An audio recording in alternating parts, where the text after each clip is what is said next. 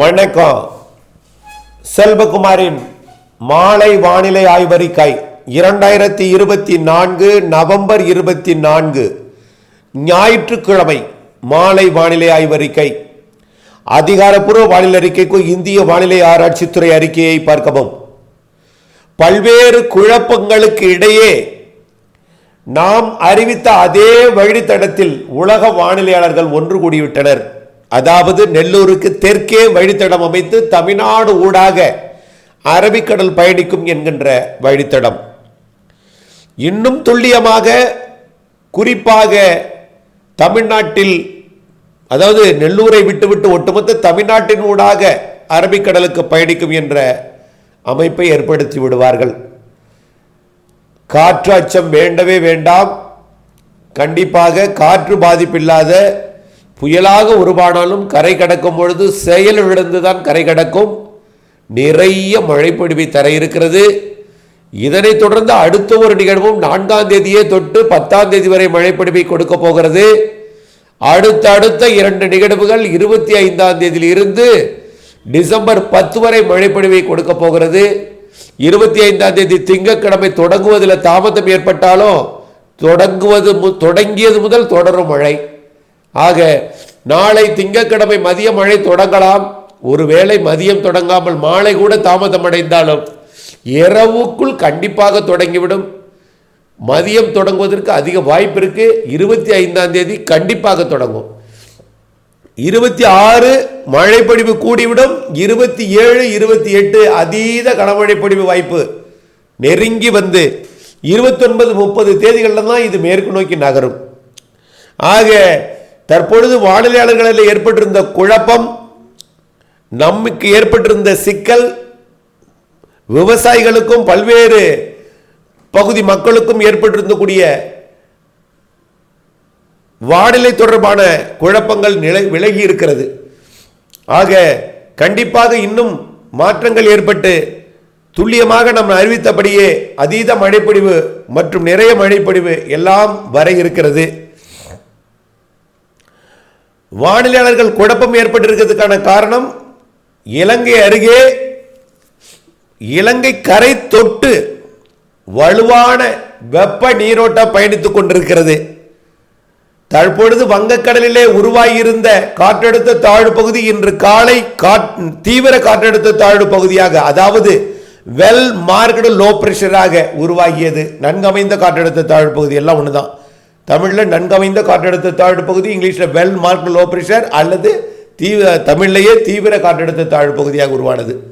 இது இன்று இரவே காற்றழுத்த தாழ்வு மண்டலமாகவும் நாளை ஆழ்ந்த காற்றழுத்த தாழ்வு மண்டலமாகவும் உருவாகி இருக்கிறது. சுமார் 700-800 கிலோமீட்டர்ல தொலைவில் இருக்கும் பொழுதே மழைப்பொழிவை தொடங்கிடும். கண்டிப்பாக 600 கிலோமீட்டர் தொலைவில் இருக்கும் பொழுது நல்ல ஒரு மழைப்பொழிவை தொடங்கிடும். இலங்கைக்கு நெருக்கமாக வந்தால், அது சற்று அப்பால் வந்தாலும் நெருக்கமாக வந்தால் கண்டிப்பாக தமிழ்நாட்டின் கரையை தொட்டுவிடும். ஏன்னா அந்த இலங்கை கரையை ஒட்டி பயணிக்கக்கூடிய வலுவான நீரோட்டத்தை பிடித்து விட்டால் அந்த நீரோட்டம் தமிழ்நாட்டின் கரைக்கே வந்தடையும். இதனால கண்டிப்பாக நிறைய மழைப்பொழிவை கொடுக்கும். நீரோட்டத்தில் அதிக வெப்பம் இருக்கும் என்பதனால, அதிக நீர் ஆவி இருக்கும் என்பதனால உறிஞ்சி ஊதுவதில் சாதகம் இருந்து வெப்ப நீராவி குளிர் நீராவி இணைப்பால் தமிழ்நாட்டில் நிறைய மழைப்பொழிவை கொடுப்பதற்கு சாதகம். எவை எல்லாம் உன்னிப்பாக கண்காணிக்கப்படுகிறது. இலங்கை தரை மீது ஏறி கடலில் பாதி தரையில் பாதி இருந்தால்தான் அந்த வெப்ப நீரோட்டத்தை பிடிக்கும். இலங்கை வெளி சுற்று மட்டும் தொட்டால் அது வெப்ப நீரோட்டத்தை பிடிக்காது. ஆனால் வெப்ப நீரோட்டத்தை பிடித்து தீவிரமடைந்து தமிழ்நாட்டின் கரையை நெருங்கும் என்றுதான் நம்முடைய ஆய்வறிக்கையில் எழுதப்பட்டிருக்கிற ஒன்றாக இருக்கிறது. ஆக நாளை பிற்பகல் தொடங்கும் மழை நாளைய மறுதினம் தீவிரமடையும். 26ஆம் தேதி, 27ஆம் தேதி, 28ஆம் தேதி தொடர் மழைப்பொழிவு. இதில் 27, 28 அதீத கனமழைப்பொழிவு வாய்ப்பு இருக்கிறது. ஒட்டுமொத்த டெல்டா வடகடலோரம் எல்லாம் 29, 30 தேதிகளில் தமிழ்நாட்டின் கரையோரத்தில் இருக்கும் பொழுதும் மழை தொடர்ந்து கொண்டிருக்கும். 30ஆம் தேதி தான் இது விலகி அரபிக்கடல் நோக்கி செல்லும். 1ஆம் தேதி அரபிக்கடல் இறங்கி 3ஆம் தேதி வரை மழைப்பொழிவை கொடுக்கும். டிசம்பர் 3ஆம் தேதி வரை. வானிலையாளர்களுக்கு குழப்பம் வருவதற்கு காரணம் இது உயர்ந்து எழும்பொழுது இது வட இந்திய நிலப்பகுதிகளில் பயணித்துக் கொண்டிருக்கக்கூடிய ஜெட் ஸ்ட்ரீம் காற்று இதன் தலையை பிடித்து இழுத்து தன்பக்கம் கொண்டு செல்லும் என்கின்ற ஒரு கணிப்பில் அவர்கள் இருக்கிறார்கள். ஆனால் இது இலங்கை அருகே நீடித்துக் கொண்டிருக்கூடிய அந்த வலுவான வெப்ப நீரோட்டத்தை பிடித்து விட்டால் அது தமிழ்நாட்டின் கரையை நோக்கித்தான் கொண்டு வரும். பிறகு அப்படியே ஆந்திர கரை வரைக்கும் போகும். அந்த வெப்ப நீரோட்டத்தின் வழித்தடத்தில் ஆணி அடித்தார் போல் பதிந்து பயணிக்கும் என்பதுதான் நம்முடைய ஆய்வறிக்கையாக இருக்கிறது. இது வட தமிழ்நாட்டின் கரையை கடந்து தெற்கு, அதாவது மேற்கு திசை நோக்கி திரும்பி அது அரபிக்கடலை நோக்கி பயணிக்கும். இந்த நிகழ்வே அனைத்து மாவட்டங்களுக்கும் நிறைய மழைப்பிடிப்பை கொடுக்கும். இன்றைக்கு காலை ஏற்பட்ட அனைவரின் சந்தேகம் இந்த அறிக்கையின் மூலமாக தீர்ந்திருக்கும் என்று நினைக்கிறேன். இந்த நிகழ்வு மட்டுமா, அடுத்து வருகிறது நிகழ்வு, அதுவும் பின்னாடியே வந்துட்டு இருக்கு. இது அரபிக்கடல் போனோடனே அது வங்கக்கடல் வந்துடும், கடலோரம். ஆக 4ஆம் தேதி தமிழ்நாட்டின் கரையை நெருங்கும் அதே வழித்தடம் அதை விட கூடுதல் மழை பொழிவு தெரிகிறது. இதாவது விலகி போயிடுமா அப்படி இப்படின்னு குழப்பத்தை ஏற்படுத்தி கொண்டிருந்தது. அது எந்த குழப்பத்தையும் ஏற்படுத்தாது. நேரடியாக தமிழ்நாடு வழித்தடத்தில் அரபிக்கடல் நோக்கி பயணிக்கும். அது இதை விட கூடுதல் வலு கொண்டது, மழைப்பொழிவில் கூடுதல் கொண்டது என்பதை புரிந்து கொள்ள வேண்டும். ஆகவே அது 4ஆம் தேதி 5ஆம் தேதி தொட்டு 10ஆம் தேதி வரை மழைப்பொழிவை கொடுக்கும். ஆக அடுத்தடுத்த 2 நிகழ்வுகளால் 25 10ஆம் தேதி வரை 15 தினங்களுக்கு மழை இருக்கிறது. பல நாட்கள் தொடர் மழைப்பொழிவாகவும், சில நாட்கள் விட்டு மழைப்பொழிவாகவும், சில நாட்கள் இடைவெளி கொடுத்த மழைப்பொழிவாகவும் இருந்து மழை இல்லாத நாள் இருக்க வாய்ப்பில்லை என்ற நிலைக்கு கண்டிப்பாக தள்ளப்பட்டுவிடும். ஆக டிசம்பர் 10 வரை அடுத்த நிகழ்வால் இருவேறு நிகழ்வால் மழைப்பொழிவு தொடர இருக்கிறது. அது மட்டுமா, டிசம்பர் மாதம் 13 to 24 ஒரு வலுவான நிகழ்வு இருக்கிறது. டிசம்பர் இறுதியில் ஒரு வலுவான நிகழ்வு இருக்கிறது. இவையெல்லாம் நிறைய மழைப்பொழிவை தர இருக்கிறது. இந்த நேரத்தில் உங்களுக்கு கேட்டுக்கொள்ளும் ஒன்றே ஒன்று, தயவு செய்து புயல் அச்சத்தை மட்டும் மனதில் கொள்ளாதீர், தயவு செய்து கொள்ளாதீர். உங்களை இருகரம் கூப்பி கேட்டுக்கொள்கிறேன். உங்களுக்கு ஒரு கவுன்சிலிங் கொடுக்க வேண்டும்.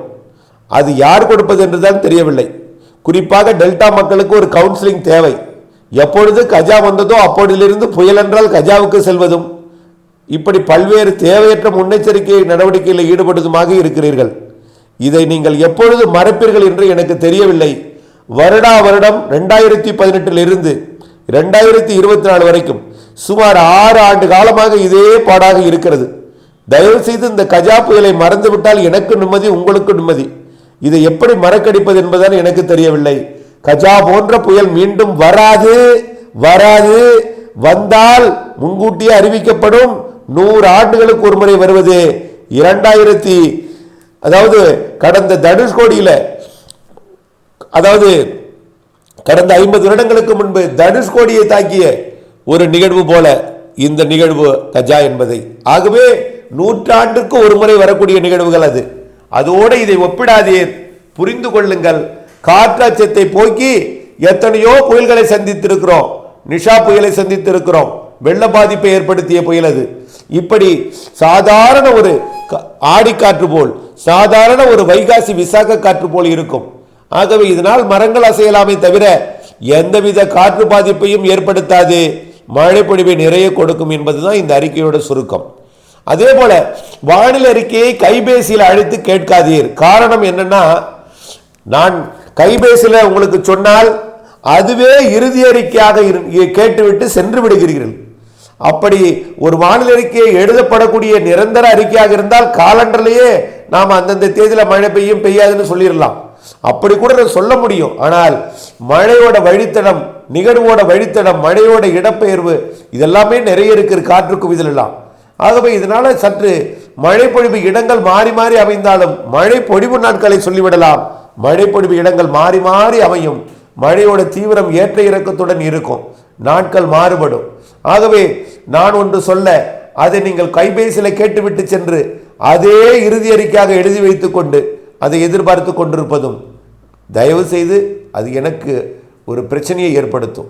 தயவு செய்து நீங்கள் கைபேசியில் அழைத்தால் தினசரி அழைக்கணும், இல்லைன்னா அழைக்கக்கூடாது. கைபேசியில் அழைத்தது அப்டேட்ஸாக இருக்காது, மாறுதலுக்கு உட்பட்டது என்பதனால நீங்கள் மாறுதலை அப்டேட்ஸை பார்த்து கொண்டே இருக்கணும். மாறுதல்னா என்ன? மாறுதல்னு சொல்வதை விட துல்லியம், அதாவது நீண்டகால அறிக்கையில் படிப்படியாக நெருங்கும் பொழுது துல்லியம் கூடும். துல்லிய அறிக்கையை நீங்கள் பார்த்தால்தான் மாறுதல் எந்த அளவிற்கு வேறுபட்டு காட்டுகிறது என்பதை உங்களுக்கு புரிய வரும். ஆகவே தயவு செய்து கைபேசியில் அழைக்காதீர். அழைத்தால் தினசரி அழைக்க வேண்டும். மாறுதலை உங்களுக்கு அறிவிப்பேன். ஆனால் நீங்கள் கைபேசியில் அழைத்ததே இறுதி அறிக்கையாக இருந்து கொண்டு நினைத்து கொண்டு இருக்கக்கூடாது. இதை விளக்கம் சொல்வதற்கே எனக்கு பல மணி நேரம் பிடிக்கிறது உங்களுக்கு. அது சிலருக்கு கோபம் கூட வந்து விடுகிறது. வானிலை அறிக்கையில் இணைந்தே இருங்கள் என்றால், எதற்காக வானிலை அறிக்கையில் இணைந்தே இருக்கல் என்று சொல்கிறேன் என்றால், மாறுதல் நீங்கள் அப்டேட்ஸுடன் இணைந்திருந்து மாறுதல் அறிந்து பணி செய்ய வேண்டும் என்பதற்காக. இன்றைக்கு சொல்லக்கூடிய இந்த வார்த்தை தொடர்ந்து இதே மாதிரி இருக்காது தினசரி. ஆகவே சிறு சிறு மாறுதலுடன் இருக்கும். அந்த மாறுதலுடன் நீங்கள் திட்டமிட்ட பணி செய்ய வேண்டும் என்பதற்கு தான் அப்டேட்ஸை பார்க்க வேண்டும் என்று கூறுகிறேன். தயவு செய்து கைபேசியில் அழைத்து வானிலை அறிக்கையை கேட்காதீர், அப்டேட்ஸை பாருங்கள் என்று கூறுகிறேன். நீங்களும் கைபேசியில் அழைத்தாலோ அல்லது நடந்து செல்லும் பொழுது எதிரே பார்த்து கேட்டாலோ அதை சொன்னால் அது இறுதி வரை அப்படியே இருக்காது. அவரை தினசரி பார்க்க சொல்லுங்கள் அல்லது தினசரி கைபேசியில் அழைக்க சொல்லுங்கள். தயவு செய்து இதற்கெல்லாம் ஒரே தீர்வு தினசரி அப்டேட்ஸை பார்த்திருப்பது தான். இதற்காக ஒரு 5-10 நிமிடம் செலவு செய்தால் என்ன? நாளொன்றுக்கு 24 மணி நேரத்தில் அத்தனை நிமிடங்கள் இருக்கிறது. இதற்கு ஒரு 5 நிமிடம் செலவு செய்தால் உங்களுக்கு பயனுள்ளதாக இருக்கும் என்று அன்போடு கேட்டுக்கொள்கிறேன். மழைப்பொழிவு இருக்கிறது, உள் மாவட்டங்களுக்கும் எல்லா மாவட்டங்களுக்கும். கடலோரம் கண்டிப்பாக நிறைய மழைப்பொழிவு இருக்கிறது. வானிலை அப்டேட்ஸுடன் இணைந்திருந்து பணி செய்து லாபம் அடைந்திடுங்கள். நன்றி.